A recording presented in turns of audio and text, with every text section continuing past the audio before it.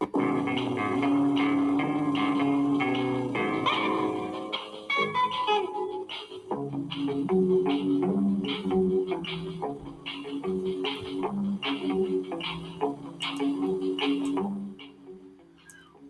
back, my fellow agents. It is I, X7, your bashful, bookwormish agent of awesome, and the host of Zenorama, the podcast of heroes and monsters. Today we celebrate the 431st episode, and it's going to be a book review, and it's a wonderful book. It's a comic book review called Bone Sharps, Cowboys and Thunder Lizards, and it's really great. So it's 20 years old now. It's from 2005. So, having said that, let's get right on into it. Here we go.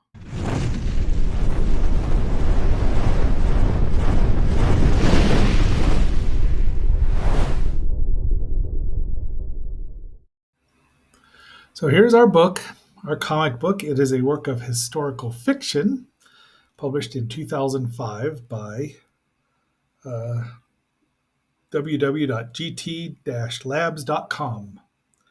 And they have a bunch of stuff, and I'll put a link somewhere around. And you can also get it on Amazon, of course. For much cheaper.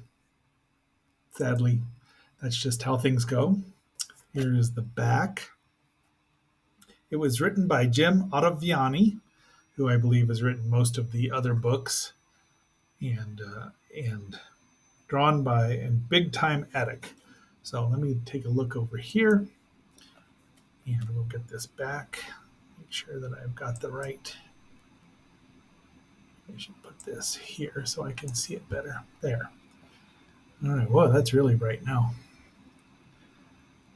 Yes.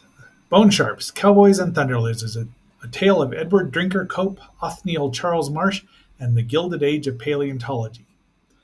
They're called the Bone Wars, and it's very famous in dinosaur circles because these two very smart men were two boneheads. I call them the Bonehead Wars.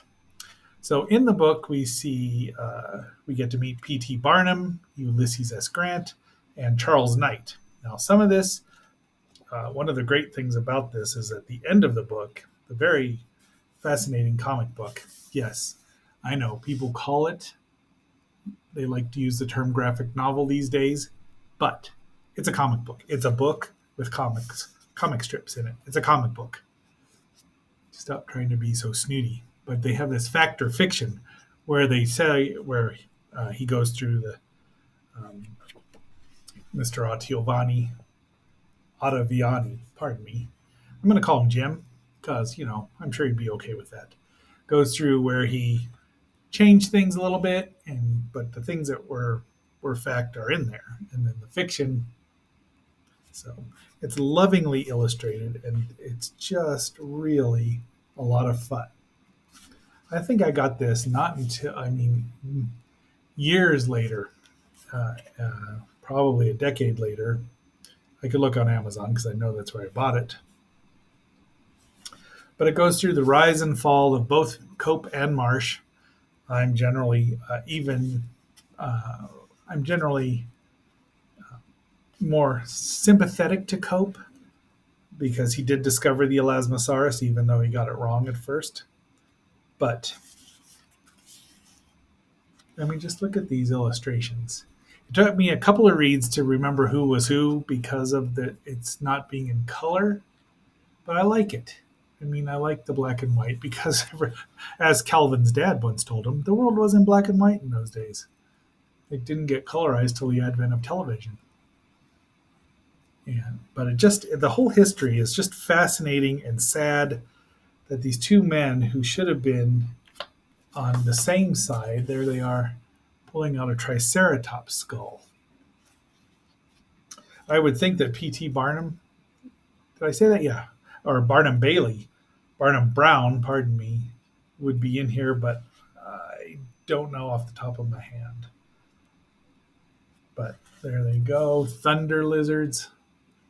No, I should be playing the beginning to Thunderstruck here. Well, anyway, I'm not going to sing it, but just for a book about dinosaurs and fossils mostly, it's about fossils. There's not a lot of dinosaurs in it, but you do get Charles Knight with his Lalops, aka um, I think it's Lalops, but try Allosaurus fragilis. I mean, it's just really well done, and you could use it to teach, and it has been used to teach. I was trying to see if they have the actual artists who drew it. Let's see, development. So yeah, I think that this publishing company, GT Graphics or GT Labs, is his own imprint. So he's published. Found boy, if he's done a Charles Knight one, I'm going to buy that because that guy really defined it. They actually talk about him drawing them like they're a little like they're bird like. Yeah.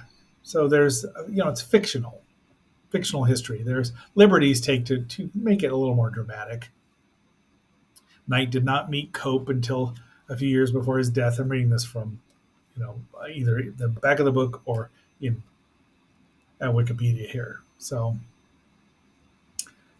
but it just really helped. Oh, let's see his autobiography. Oh, yes. So that is his company, GT Labs, with forewords by Harryhausen and Brad the Rays Harryhausen and Bradbury, if you'd like to say it correctly. And I highly recommend it. So I'm trying to, I hate to sound like I'm padding this out, but I am a little bit. Also, craft beers. So my first introduction to Cope and Marsh was in a story in this book. So it's kind of a book review with a book review in it.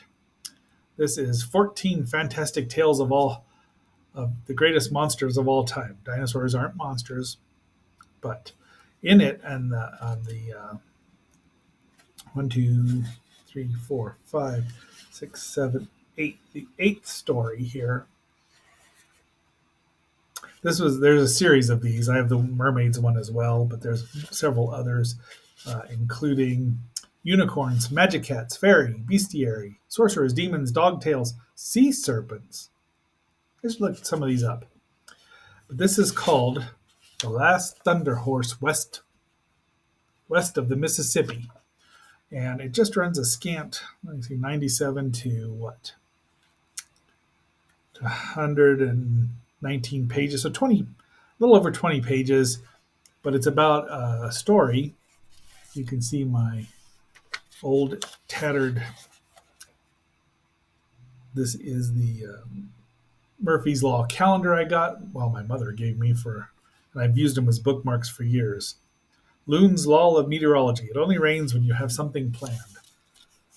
But it's the story of the two professors going out to the West to find, they've heard stories of a dinosaur, and they're both trying to race each other out. And unfortunately for the dinosaur, it ends badly. The fifth rule: you have taken yourself too seriously, which I think applies for this story. But Charlie's critter, and there's jealousy in 20 pages. It's really, I highly recommend the story. I highly recommend the book if you want books. This was published itself in 1990. I got this at the Valley Book Center in Fresno, California. I'm sure my beloved sister Renee was there. And so it's got a gun for a dinosaur in it, a lot of classics. Green Brother, which is quite good. And these from 1956. So 1952 times Arrow. You don't get what's the sound of thunder in it, oddly enough. Dinosaurs on a Bicycle, which I highly recommend as well. It's very whimsical. So that's where I discovered Cope and Marsh and how much they disliked each other. Would rather blow up a dinosaur, a Camarasaurus or something small. Josaurus is what I think they call it, J-O-Saurus, than let the other one have it. It's just ridiculous. I thought it was ridiculous then. I think it's ridiculous now. This book is not ridiculous. It's sad. It makes me sad for these two men who could have been, working together instead of at odds with each other and just doing great things with fossils and paleontology. But the art is evocative and really well done, and it gives you a sense of the old west, what things were like back then. It's just really, really good. So, man, San Diego Comic Con, I could have met these people. Coulda, shoulda, woulda. I just didn't know. Well, having said all that, this is going to be a pretty short little review today. I highly recommend it, and I've said that like 17 times, and I'll quit. I hope you would please like, share, subscribe, and leave a comment. Also, if you could, just watch a couple more minutes. It's not a very long one. I'm going to add a little trailer on here that we've seen before, but it's dinosaurs, and I think we should always do that. So look. Oh, speaking of dinosaurs and thunder lizards and boneheads. Hello, Lilith. There's Higgintoot and his rockin' guitar. So, my fellow agents, this is X7. Hoping you've enjoyed the comic books. And until our next assignment, I'm signing off.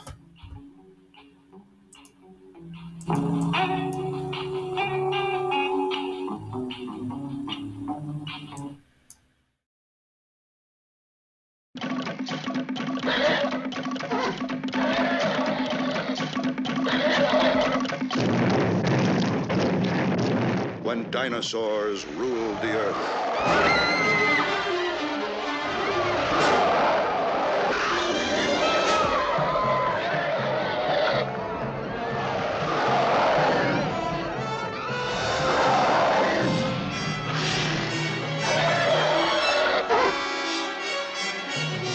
This is the time, the very beginning, before man was master, when the moon wrenched a place for itself in the heavens.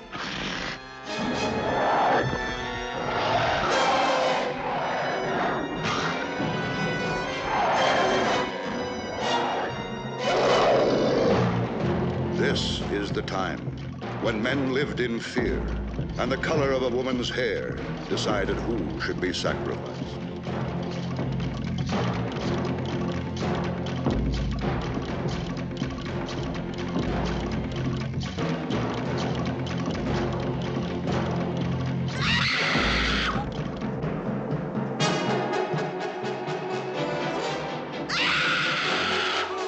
Starring Victoria Vetri, who could tame any man.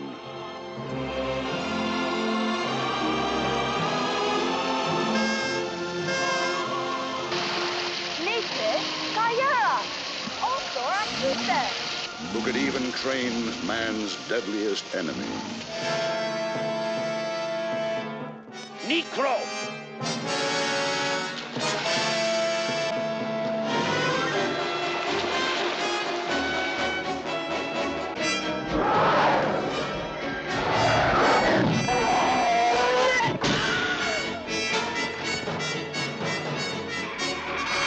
This is the time of unimaginable dangers. Danger from above, danger from below, danger from every living thing in this primitive world.